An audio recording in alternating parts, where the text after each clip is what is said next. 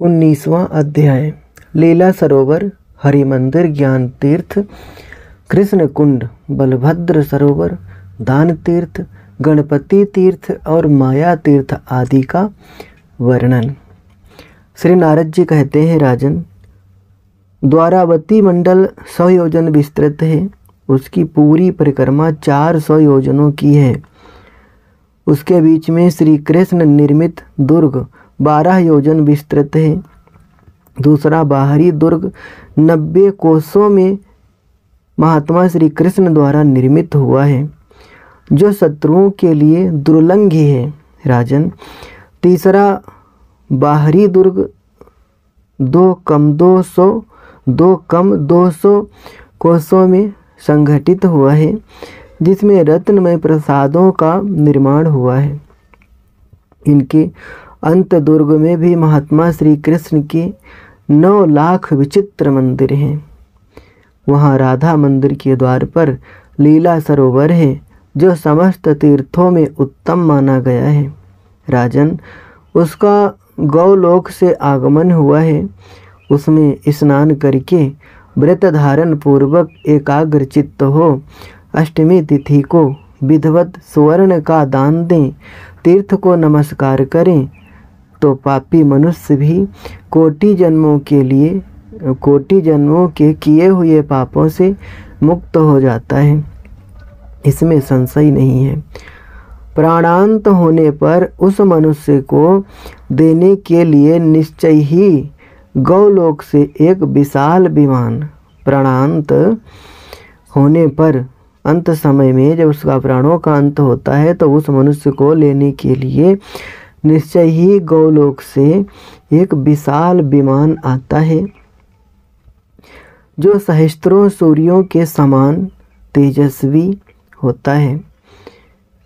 वो मनुष्य 10 कामदेवों के समान लावण्यशाली, रत्नमय, कुंडलों से मंडित, वनमालाधारी, पीतांबर से आच्छादित, श्याम कांतिमान, सहस्त्रों सूर्यों के समान देदीप्यमान, सहस्त्रों पार्षदों से सेवित दिव्य रूप धारण कर लेता है।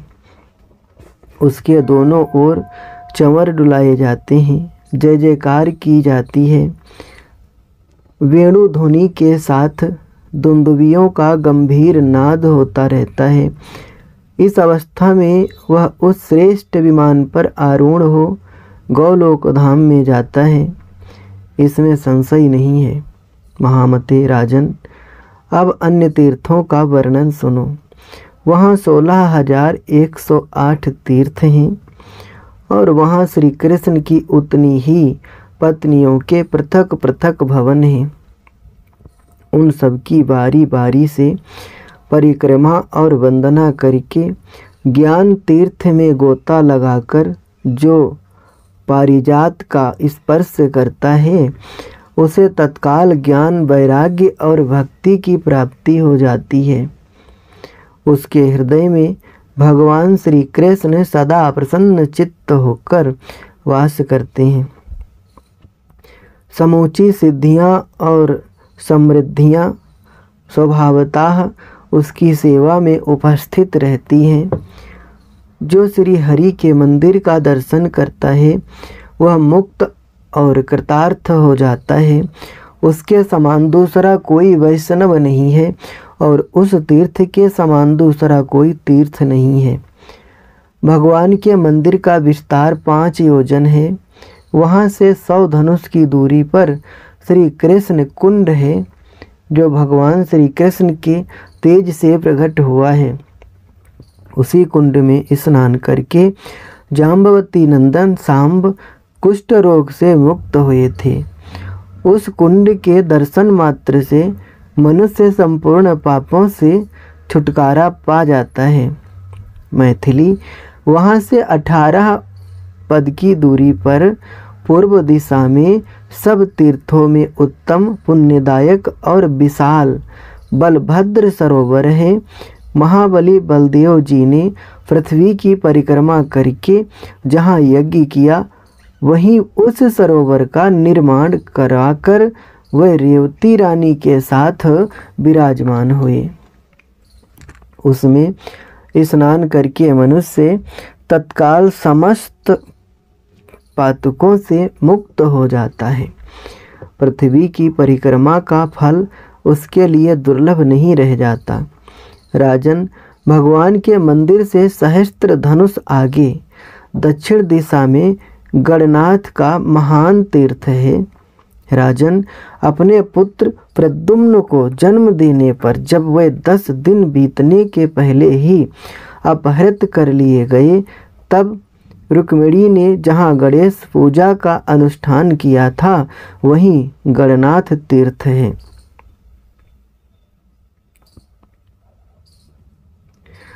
अपने पुत्र प्रद्युम्न को जन्म देने पर जब वे 10 दिन बीतने के पहले ही अपहृत कर लिए गए, तब रुक्मिणी ने जहाँ गणेश पूजा का अनुष्ठान किया था वहीं गणनाथ तीर्थ है।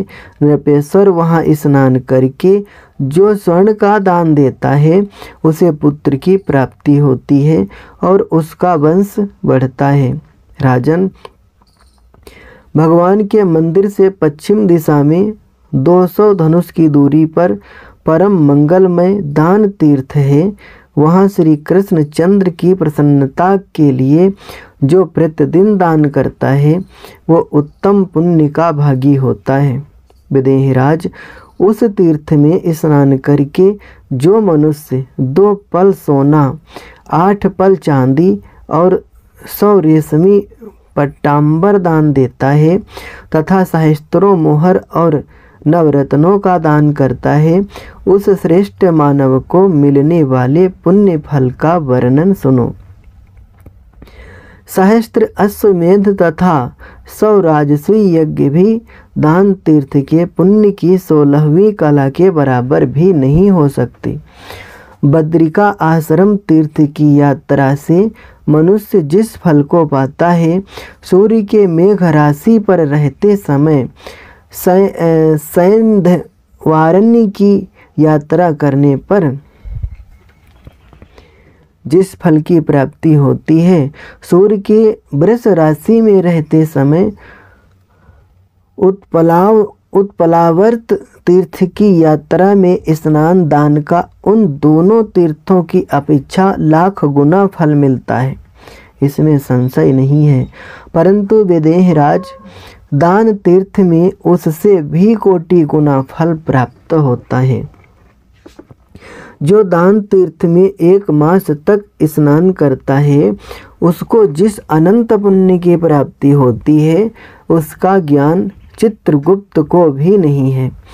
उस तीर्थ का महत्व बतलाने में चतुर्मुख ब्रह्मा जी भी समर्थ नहीं है। सब दानों में अश्वदान उत्तम माना गया है। अश्वदान से श्रेष्ठ गजदान और गजदान से श्रेष्ठ रथदान है। राजन, रथदान से भी बढ़कर भूमि दान है। भूमि दान से भी अधिक महत्व अन्नदान का बताया गया है। अन्नदान के समान दूसरा कोई दान ना हुआ है ना होगा, क्योंकि देवताओं, ऋषियों, पितरों और भूतों की भी अन्नदान से ही तृप्ति होती है। जो महामनस्वी मनुष्य दान तीर्थ में अन्न का दान करता है वह तीनों ऋणों से मुक्त हो भगवान विष्णु के परम धाम में जाता है। राजेंद्र, मातृकुल की 10, पितृकुल की 10 तथा पत्नी के कुल की 10 पीढ़ियों का वह मनुष्य उद्धार कर देता है।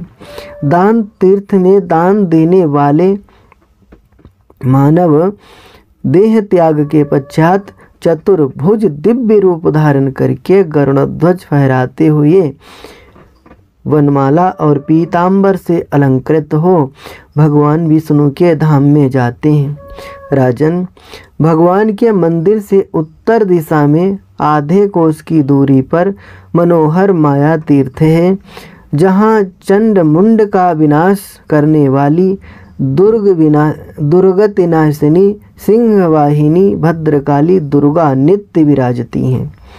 भगवान श्री कृष्ण समयंतक मणि ले आने के लिए जब ऋषिराज जामवान की गुफा में गए थे, तब देवकी ने अपने पुत्र की मंगल कामना के लिए श्रेष्ठ फलों द्वारा इन्हीं दुर्गा देवी का पूजन किया था। इसी पूजा के प्रभाव से उस बिल से निकलकर भगवान श्री कृष्ण अपनी प्रिया जाम्बवती तथा मणि के साथ घर लौटे थे। वही सुप्रसिद्ध माया तीर्थ है जो सेवकों को उत्तम फल प्रदान करने वाला है। जो मानव माया तीर्थ में स्नान करके माया देवी का पूजन करता है वह संपूर्ण मनोरथों को प्राप्त कर लेता है, इसमें संशय नहीं है। इस प्रकार श्री गर्ग संहिता में द्वारिका खंड के अंतर्गत नारद बहुलास संवाद में प्रथम दुर्ग के भीतर लीला सरोवर, हरि मंदिर, ज्ञान तीर्थ, कृष्ण कुंड, बलभद्र सरोवर, दान तीर्थ, गणपति तीर्थ और माया तीर्थ के महत्व का वर्णन नामक 19वां अध्याय पूरा हुआ। 20वां अध्याय इंद्र तीर्थ, ब्रह्म तीर्थ, सूर्य कुंड, नील लोहित तीर्थ और सप्त सामुद्रिक तीर्थ का महत्व। श्री नारद जी कहते हैं, विदेहराज, द्वितीय दुर्ग के भी पूर्व द्वार पर परम पुण्यमय इंद्र तीर्थ है जो अभिष्ट भोगों का देने वाला तथा सिद्धिदायक है। राजन, उस तीर्थ में स्नान करके मनुष्य इंद्र लोक को जाता है तथा इस लोक में भी चंद्रमा के समान उज्ज्वल वैभव प्राप्त कर लेता है। इसी प्रकार दक्षिण द्वार पर सूर्य कुंड नामक तीर्थ बताया जाता है जहाँ सत्राजित ने समयंतक की पूजा की थी। नृपेश्वर, वहाँ स्नान करके जो मनुष्य पद्मराग मणि का दान करता है वह सूर्य के समान तेजस्वी विमान के द्वारा सूर्य लोक को जाता है। इसी प्रकार पश्चिम द्वार पर ब्रह्म तीर्थ नामक एक विशिष्ट तीर्थ है। राजन, जो बुद्धिमान मानव वहाँ स्नान करके सोने के पात्र में खीर का दान करता है उसके पुण्य फल का वर्णन सुनो। वह ब्रह्मघाती, पितृघाती, गौ हत्यारा, मातृ हत्यारा और आचार्य का वध करने वाला पापी भी क्यों न हो, इंद्रलोक में पैर रखकर ब्रह्ममय शरीर धारण करके चंद्रमा के समान उज्ज्वल विमान द्वारा ब्रह्मधाम को जाता है। इसी प्रकार उत्तर द्वार पर भगवान नील लोहित का क्षेत्र है जहाँ साक्षात नील लोहित महादेव विराजते हैं। विदेहराज, उस तीर्थ में समस्त देवता, मुनि, सप्तऋषि तथा संपूर्ण मरुतगण निवास करते हैं। उसी तीर्थ में प्रयत्न पूर्वक नील लोहित नामक शिवलिंग की पूजा करके लोक रावण ने अनुपम ऐश्वर्य प्राप्त किया था। नरेश्वर, कैलाश की यात्रा करने पर मनुष्य जिस फल को पाता है उससे 100 गुना पुण्य भगवान नील लोहित के दर्शन से होता है। जो मनुष्य नील लोहित कुंड में 3 दिनों तक स्नान करता है वह सहस्त्रों पापों से युक्त होने पर भी शिवलोक में जाता है जहाँ सप्त सामुद्रिक अथवा सप्त सागर तीर्थ सुशोभित है। वहाँ उस तीर्थ में स्नान करके पापी मनुष्य पाप समूहों से छुटकारा पा जाता है तथा 7 समुद्रों में स्नान करने का पुण्य वह तत्काल प्राप्त कर लेता है। मनुजेश्वर, उस तीर्थ के आसपास भगवान विष्णु, ब्रह्मा, शिव, इंद्र, वायु, यम, सूर्य, पर्जन्य, कुबेर, सोम, पृथ्वी, अग्नि और जल के स्वामी वरुण सदा निवास करते हैं। नरेश्वर, ब्रह्मांड में जो कोई 7 करोड़ तीर्थ हैं वे सब उस सप्त सामुद्रिक तीर्थ में वास करते हैं। उसमें स्नान करने के पश्चात जो मनुष्य उस संपूर्ण तीर्थ की परिक्रमा करता है वह द्वारिका यात्रा का सारा फल पा लेता है। सप्त सामुद्रिक तीर्थ की यात्रा किए बिना द्वारिका यात्रा फलवती नहीं होती। देवताओं ने सप्त सामुद्रिक तीर्थ को भगवान विष्णु का स्वरूप माना है। इस प्रकार श्री गर्ग संहिता में द्वारिका खंड के अंतर्गत नारद बहुलास संवाद में द्वितीय दुर्ग के भीतर इंद्र तीर्थ, ब्रह्म तीर्थ, सूर्य कुंड, नील लोहित तीर्थ तथा सप्त सामुद्रक तीर्थ के महत्व का वर्णन नामक 20वां अध्याय पूरा हुआ। 21वां अध्याय तृतीय दुर्ग के द्वार, देवताओं के दर्शन और पूजन की महिमा तथा पिंडारक तीर्थ का महत्व। श्री नारद जी कहते हैं, राजन, तृतीय दुर्ग के पूर्व द्वार पर अंजनी नंदन महाबली हनुमान जी अहर्निश पहरा देते हैं।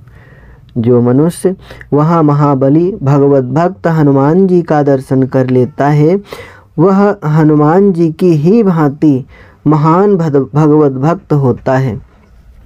इसी प्रकार दक्षिण द्वार की सुदर्शन चक्र दिन रात रक्षा करता है। राजन, उस सुदर्शन का चित्त सदा श्री कृष्ण में ही लगा रहता है। उसके दर्शन मात्र से मानव श्री हरि का उत्तम भक्त होता है। सुदर्शन चक्र उस भक्त की भी सदा रक्षा किया करता है। इसी तरह पश्चिम द्वार की बलवान ऋक्षराज जामवान रक्षा करते हैं। राजन, वे निरंतर भगवत भजन में लगे रहते हैं। उन महाबली भगवत भक्त जामवान का दर्शन करके मनुष्य इस लोक में चिरंजीवी तथा श्री हरि का भक्त होता है। इस प्रकार महाबली विश्वक्सेन उत्तर द्वार की अरहनिश रक्षा करते हैं। राजन, वह श्री कृष्ण के विशाल हृदय हैं। राजन, उनके दर्शन मात्र से मनुष्य कृतार्थ हो जाता है। दुर्ग से बाहर पिंडारक तीर्थ है, उसकी महिमा सुनो। राज शिरोमणि, पिंडारक तीर्थ का महत्व ध्यान देकर सुनो, जिसके स्मरण मात्र से मनुष्य बड़े बड़े पापों से छुटकारा पा जाता है। रैवतक पर्वत और समुद्र के बीच में पिंडारक क्षेत्र है, जो तीर्थों में उत्तम तीर्थ और अर्थ सिद्धि का द्वार रूप है। विदेहराज, उसी तीर्थ में महाबली यदुराज ने परिपूर्णतम भगवान श्री कृष्ण की आज्ञा लेकर यज्ञों के राजा राजसूय यज्ञ का अनुष्ठान किया था। राजन, राजा उग्रसेन के उस उत्तम यज्ञ में समस्त तीर्थों का आवाहन किया गया था और वह तीर्थ सब ओर से आकर उसमें निवास करने लगे। संपूर्ण तीर्थों के पिंडीभूत होने से उस तीर्थ का नाम पिंडारक हुआ। उसमें स्नान करके मनुष्य तत्काल राजसूय यज्ञ का फल पा लेता है। वहीं 3 दिन तक स्नान करके व्रत का पालन करते हुए एकाग्र चित्त हो, जो ब्राह्मणों को स्वर्ण दान देकर उनके चरणों में प्रणत होता है, वह महात्मा यही नरदेव होता है। इसमें संशय नहीं है। वह प्रतिदिन बंदी जनों के द्वारा अपना यशोगान सुनता है, स्वर्ण रत्न और उत्तम वस्त्र आदि से संपन्न होता है। चंद्रमुखी ललनाओं के समुदाय उसकी सेवा में रहते हैं।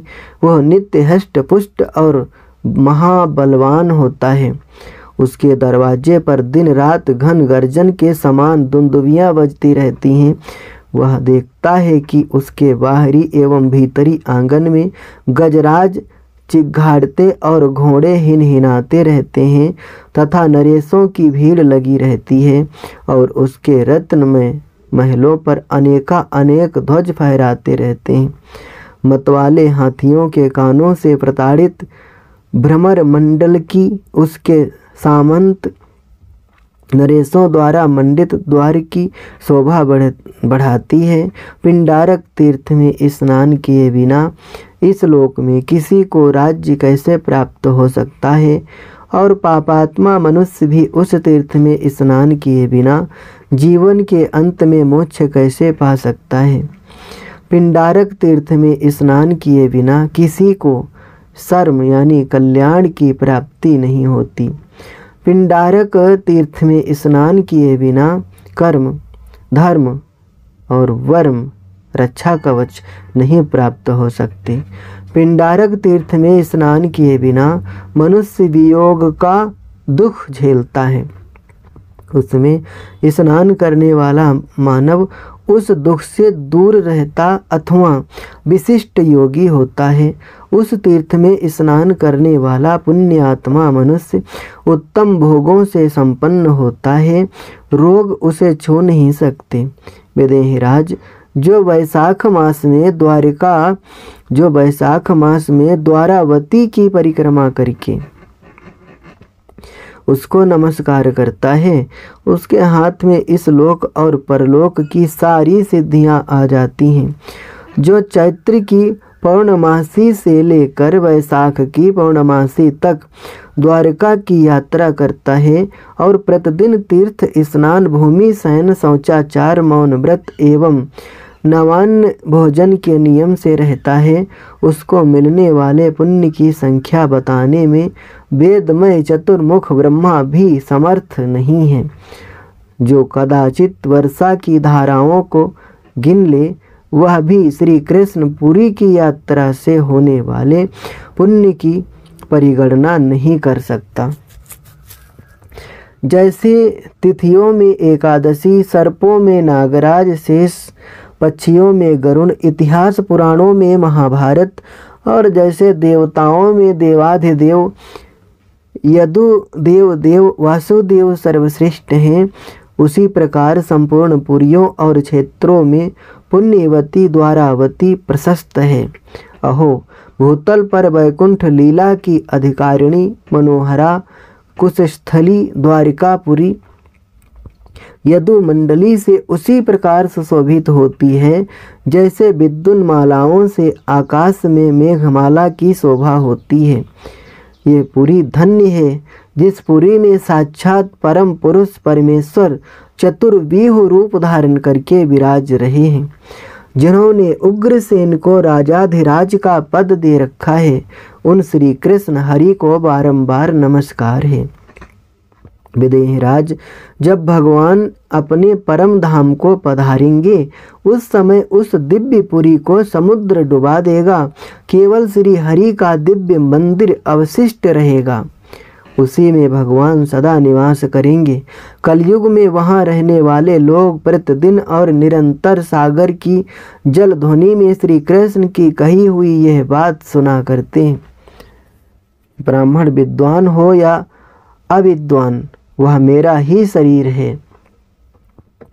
जो ब्राह्मण होकर समुद्र के तट से अगाध जल में जाकर वहाँ से परमेश्वर की प्रतिमा लगाएगा और उसकी स्थापना करके विशाल मंदिर बनाएगा, वह साक्षात सूर्य है। नरदेव, कलयुग में जो भक्त जन श्री द्वारिका नाथ के स्वरूप का दर्शन करते हैं, वह योगीश्वरों के लिए भी दुर्लभ विष्णु पद को प्राप्त कर लेते हैं। राजन, यह मैंने श्री कृष्णपुरी के महत्व का तुमसे वर्णन किया है। जो भक्ति भाव से इसे सुनता और सुनाता है, वह द्वारिकापुरी में निवास का फल पाता है। इस प्रकार श्री गर्ग संगीता में द्वारिका खंड के अंतर्गत नारद बहुलास संवाद में तृतीय दुर्ग के भीतर पिंडारक तीर्थ का महत्व नामक 21वां अध्याय पूरा हुआ।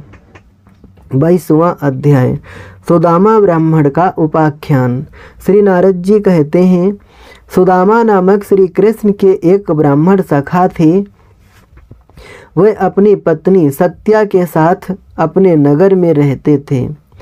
सुदामा वेदांग के पारंगत थे, परंतु धनहीन थे और थे वैराग्यवान। वे अपनी अनुकूल पत्नी के साथ अयाचित वृत्ति के द्वारा जीवन निर्वाह करते।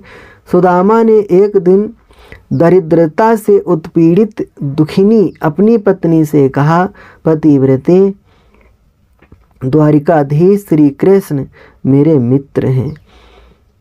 सांदीपनी गुरु के घर में मैंने उनके साथ विद्या अध्ययन किया है, परंतु श्री कृष्ण के भोज वृष्णि और अंधकों के अधीश्वर होने के बाद मेरा उनसे मिलना नहीं हुआ। वे त्रिलोकी के नाथ भगवान दुखहारी और दीन वत्सल हैं। पति के वचन सुनकर पतिव्रता सत्या ने, जिसका कंठ सूख रहा था, जो फटे पुराने कपड़े पहने हुए थी, भूख से अत्यंत पीड़ित थी, पति देव से कहा, ब्रह्मन, जब साक्षात श्रीपति हरि आपके सखा हैं, तब हम लोग फटे चिथड़े पहने और भूखे क्यों रहें? लोग द्वारिका जाकर साक्षात कमलापति के दर्शन करते हैं और धनवान होकर घर लौटते हैं, अतएव आप भी वहाँ जाइए। सुदामा ने कहा, मैं सबको सिखाया करता हूँ और आज तुम मुझी को सिखा रही हो। प्रिय, तुम एक विद्वान ब्राह्मण को मांग कर धन प्राप्त करने का उपदेश दे रही हो। सत्या ने कहा, आपके सखा साक्षात लक्ष्मीपति हैं और यहाँ से बहुत दूर भी नहीं है, अतएव आप उनके पास जाइए, वे आपके दुख दरिद्र का नाश कर देंगे। दुख दरिद्रता भोगते भोगते हमारी उम्र बीत चली। स्वामिन, ऐसे कृपा निधि दाता की मित्रता का क्या यही फल है? सुदामा ने कहा, विधाता ने जो भाग्य में लिख दिया है वह होगा ही। भद्रे, जाने आने से क्या होता है? घर में रहकर श्री हरि का ध्यान करना ठीक है। जिनके दरवाजे में राजा, देवता, गंधर्व और किन्नर भी बिना आज्ञा के प्रवेश नहीं कर सकते, वहाँ मुझ सरीखे दीन को कौन पूछेगा? सत्या बोली, यह सत्य है कि उनकी आज्ञा के बिना देवता, गंधर्व और किन्नर अंदर नहीं जा सकते, परंतु साक्षात हरि तो अंतर्यामी हैं, वे अपना दूत भेजकर आपको अंदर बुला लेंगे। ब्राह्मण ने कहा, भामिनी, मेरी बात सुनो। श्री कृष्ण अवश्य ही ऐसे दयालु हैं, परंतु विपत्ति के समय धनवान मित्र के घर जाना उचित नहीं है। विशेषतः बहुत दिनों के बाद उन अंतरंग प्रेमास्पद को देखकर मैं उनसे क्या याचना करूँगा। लोभ से रहित होने पर ही प्रेम हुआ करता है, मांगने पर प्रेम नहीं रहा करता। सत्या बोली, आप दुख दरिद्र का नाश करने वाले श्री कृष्ण के दर्शन करें, मांगना नहीं होगा, वे अपने आप ही प्रचुर संपत्ति दे देंगे। सुदामा ने पत्नी के द्वारा बहुत तरह से समझाए बुझाए जाने पर यह विचार किया, इस निमित्त से मित्र के दर्शन का परम लाभ तो हो ही जाएगा, परंतु मैं उनको उपहार क्या दूंगा? दरिद्रता के कारण कुछ देने को है नहीं, इसी से लज्जित हो रहा हूँ। पति के मुख से ये बात सुनकर सती ब्राह्मणी दूसरे घर से 4 मुट्ठी तंदूल चिवड़ा मांग लाई और एक पुराने चिथड़े में बांधकर उन्हें पति को दे दिया। तदनंतर सुदामा जी मैले कपड़े से अपने मैले कुचैले दुर्बल शरीर को ढककर उन चिवड़ों को लेकर मन ही मन ब्रह्मण्य देव का स्मरण करते हुए धीरे धीरे श्री कृष्ण के नगर की ओर चल दिए। ब्राह्मण ने नौका से समुद्र पार करके स्वर्णमय विचित्र द्वारकापुरी के दर्शन किए। उस पुरी में पताकाएं फहरा रही थीं, कतार की कतार सभा भवन और भांति भांति के दुर्ग सुशोभित थे। बलवान यादव वीर उसकी रक्षा कर रहे थे। उसमें 4 सड़कें थीं। ब्राह्मण ने श्री कृष्ण की पुरी को देखकर लोगों से पूछा, श्री कृष्ण का भवन कौन सा है, ये बताइए। इस बात को सुनकर माधव की द्वारकापुरी के रक्षकों ने कहा, सभी भवनों में श्री कृष्ण हैं। ये सुनकर ब्राह्मण किसी एक भवन में घुस गए और अंदर जाकर देखा कि पलंग पर श्री कृष्ण विराजमान हैं। उन्हें देखकर सुदामा को ब्रह्म आनंद की प्राप्ति हुई। माधव ने सखा सुदामा को आया देख सहसा उठकर उन्हें अपने बाहु पास में बांधकर हृदय से लगा लिया और वे आनंद के आंसू बहाने लगे। तदनंतर स्वर्ण पात्रों में भरे जल के द्वारा उनके दोनों चरणों का प्रक्षालन किया और उस जल को अपने मस्तक पर धारण करके ब्राह्मण को अपने पलंग पर बैठा लिया। फिर गंध, चंदन, अगुरु, कुमकुम, धूप, दीप, मधुपर्क और पक्व अन्न के द्वारा उनकी पूजा की। पश्चात पान का बीड़ा देकर गौदान किया और मलिन वस्त्रधारी दुबले पतले पके बालों वाले ब्राह्मण से पधारने का कारण पूछा। मित्रविंदा जी मुस्कुराती हुई पंखे के द्वारा सुदामा जी की सेवा करने लगी। श्री कृष्ण की पटरानियां सब विस्मित होकर हंसने लगीं और ब्राह्मण को इस प्रकार पूजित देखकर परस्पर कहने लगीं, इन भिखारी ने कौन सी तपस्या की है जिससे स्वयं त्रिलोक्यनाथ बड़े भाई की तरह इनका सत्कार कर रहे हैं। इसी बीच दोनों मित्र आपस में हाथ पकड़े हुए पुरानी गुरु के घर की बातें करने लगे। श्री कृष्ण बोले, ब्राह्मण सुनो, हम दोनों ने वहाँ सारी विद्याओं का अध्ययन साथ साथ किया है, परंतु गुरु दक्षिणा देने के बाद तुमसे मिलना नहीं हुआ। मैं जरासंध के भय से द्वारिका चला आया। सखे, तुम कहाँ रहते हो बताओ।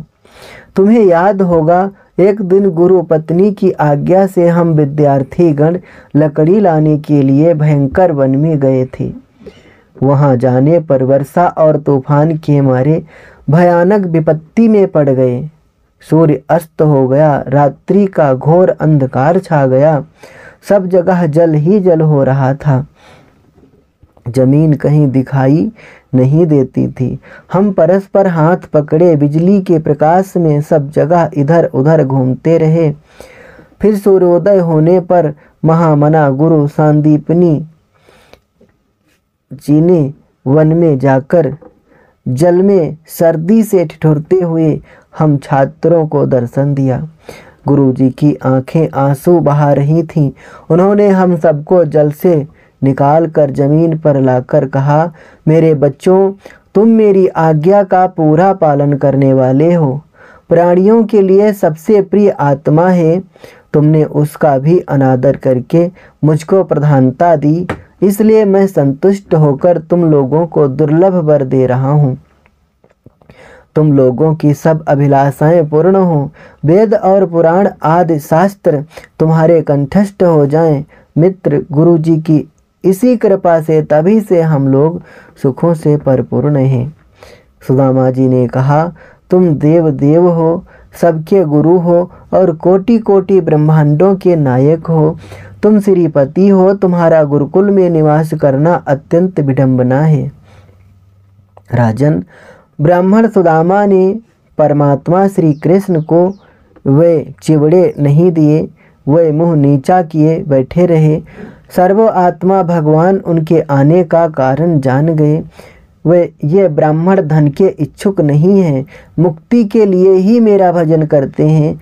इनकी दुखनी पति व्रता पत्नी ही धन की अभिलाषा रखती है, पर इन अदाता दंपत्ति को मैं धन दूं कैसे। यूं सोचते सोचते श्री हरि ने जान लिया कि मेरे लिए ये कुछ चिवड़ा लाए हैं, पर लज्जा के मारे दे नहीं पा रहे, अतएव मैं ही मांग लूँगा। यूं विचार कर श्री कृष्ण ने कहा, मित्र, घर से मेरे लिए क्या उपहार लाए हो। प्रेम का दान अणु मात्र होने पर भी महान होता है। जो व्यक्ति भक्ति पूर्वक मुझे पत्र पुष्प फल जल प्रदान करता है, भक्त के द्वारा दिए हुए उस पदार्थ का मैं बड़े ही आदर के साथ भोग लगाता हूँ। भगवान ने ये कहकर अदाता उस सुदामा ब्राह्मण के चिथड़े को पकड़कर, ये क्या है, यूँ कहते हुए स्वयं चिवड़ों को ले लिया और बोले, सखे, ये तो तुम मेरे लिए परम प्रीतिकर वस्तु लाए हो। ब्राह्मण, इन तंदुलों से मुझ विश्वरूप भगवान की तृप्ति हो जाएगी। मैं गोकुल में ऐसे श्रेष्ठ चिवड़े खाया करता था, यशोदा दिया करती थी, परंतु उसके बाद आज तक मुझे ये देखने को भी नहीं मिले। इतना कहकर श्री हरि ने एक मुट्ठी चिवड़े चबाकर सारी पृथ्वी की संपत्ति सुदामा को दे दी और दूसरी मुट्ठी खाकर ज्यों ही पाताल की संपत्ति देने को तैयार हुए, वक्ष स्थल निवासिनी लक्ष्मी देवी ने उसी क्षण हाथ पकड़कर कहा, नाथ, बिना अपराध आप मेरा त्याग क्यों कर रहे हो? श्री कृष्ण, आपने जो कुछ दिया है वही पर्याप्त है, उसी से यह ब्राह्मण इंद्र के समान हो जाएंगे। इधर ब्राह्मण को इस दान का कुछ पता नहीं लगा। भगवान की माया ने सारी संपत्ति को उनके घर पहुंचा दिया।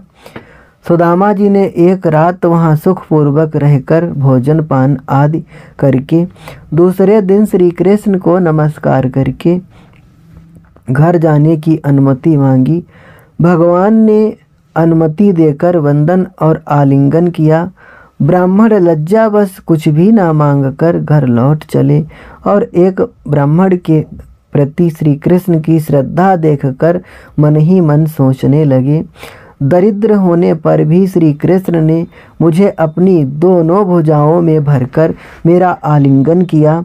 मेरे सरीखे दरिद्र ब्राह्मण को पर्यंक पर बैठाकर भाई के समान आदर दिया। रुक्मणी सत्यभामा ने व्यजन के द्वारा मेरी सेवा की। मैं निर्धन धन पाकर रमापति भगवान को भूल न जाऊं, इसी से करुणावश उन्होंने मुझे धन नहीं दिया। वह इस प्रकार विचारते हुए पत्नी का स्मरण करते हुए सोचने लगे, मैं घर जाकर कह दूंगा, ये लो कोटि कोटि धनराशि ग्रहण करो। श्री कृष्ण ब्रह्मण्य देव हैं, दाता हैं, पर तुम्हारे लिए तो कृपण ही रहे। दूसरे के घर को रत्नों से भरा देखकर कोई कामना नहीं करनी चाहिए। ललाट में जो कुछ विधि ने लिखा है उससे अन्यथा नहीं होता। मन ही मन यूँ कहते हुए सुदामा जी अपनी पुरी में आ पहुँचे। पुरी को देखकर वे चकित हो गए। बड़े बड़े दरवाजे, ध्वजाओं से सुशोभित सोने के किले और महल खड़े हैं। विचित्र तोरण और कलशों से वह सुशोभित है। नगरी सज्जनों से भरी और उसमें इतने रत्न हैं कि दूसरी द्वारिकापुरी की सी ही शोभा हो रही है। ब्राह्मण ने कहा, ये क्या है? यह किसका स्थान है? वे रास्ते चलते रहे। नगर के नर नारियों ने उन्हें साथ ले चलना चाहा, पर वे गए नहीं। यह देखकर दास दासियों ने अपनी स्वामिनी सुदामा की पत्नी के पास जाकर सुदामा जी के आने की बात कही। उनको बड़ा आनंद हुआ और वे साक्षात लक्ष्मी रूपा ब्राह्मणी बड़े सम्मान के साथ पति के स्वागत के लिए शिविका पर सवार होकर दास दासियों के साथ घर से निकलीं। सुदामा इधर उधर घूम रहे थे। पत्नी ने अपना मुख दिखाकर उन्हें विश्वास कराया। सुदामा जी स्वर्ण रत्न आदि से विभूषित, प्रभा और रूप से संपन्न, विमान वासिनी दूसरी लक्ष्मी की तरह अपनी तरुणी भार्या को देखकर बड़े प्रसन्न हुए और उन्होंने समझा यह सब श्री कृष्ण की ही कृपा है। भोजन की सामग्री, रत्न, ऐश्वर्य, पर्यंक, व्यजन, आसन, चंदोवे, स्वर्ण पात्र और तोरण आदि से सुसज्जित अपनी पुरी में सुदामा जी ने पत्नी के साथ प्रवेश किया। उनका घर तो श्री कृष्ण के भवन के समान हो गया था। श्री कृष्ण की कृपा से सुदामा भी तरुण हो गए, पर विषयों से सर्वथा अनासक्त रहकर वे बिना किसी हेतु के अनायास प्राप्त हुई समृद्धि का उपभोग करने लगे। वे अपनी पत्नी के साथ ज्ञान, वैराग्य और भक्ति के द्वारा उस संपत्ति को त्यागने का विचार करके मन ही मन सोचने लगे, मेरे पास इतनी समृद्धि कहाँ से आई? यह देव दुर्लभ संपत्ति ब्रह्मण्य देव श्री कृष्ण की ही दी हुई है। इतनी संपत्ति देकर भी उन्होंने स्वयं मुझसे कुछ कहा भी नहीं। मेरे चिवड़ों के दानों को मुट्ठी में लेकर बड़ी प्रीति से उन्होंने भोग लगाया।